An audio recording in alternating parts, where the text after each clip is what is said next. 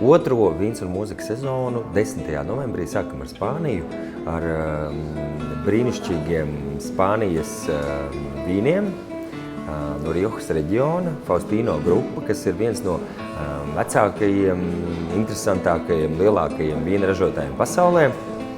Un interesants ar to, ka Latvijā varbūt nav tik pazīstams kā citur pasaulē, un tāpēc arī mums ir tāds zināms challenge iepazīstināt mūzikas un vīna mīļotājus ar šo ražotāju un šiem vīniem. Pirmajā sezonā ceļojam uz tālu Argentīnu, uz Franciju, Austriju un Itāliju, un neesam viesojušies Spānijā.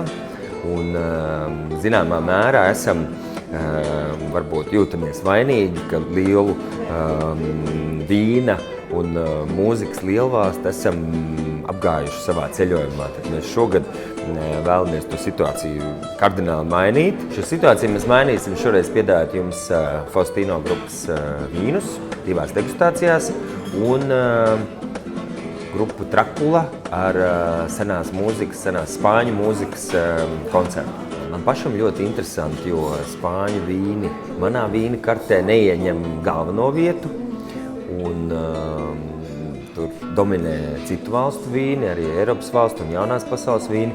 Un tāpēc man personīgi būs interesanti sarunās ar Gunteru Ķirsi un Vīnzini izpētīt spāņu vīnu vēsturi, mūsdienu piedāvājumu un atšķirīgo, varbūt salīdzinājumā ar citām Eiropas lielajām vīna lielvalstīm.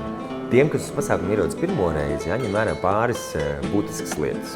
Uz pasākumu jāierodas saulaicīgi, lai būtu iespēja baudīt pirmo degustācijas vīnu. Otra svarīga lieta – jāierodas bez mašīnas, jo starpbrīdī būs iespēja baudīt otru vīnu. Un arī pēc koncerta vēl baudīt vīnu un kavēties saviesīgās sarunās par spāņu vīniem un spāņu mūziku un varbūt pat satikt mūziķus pēc koncerta, lai ar viņiem aprunātos.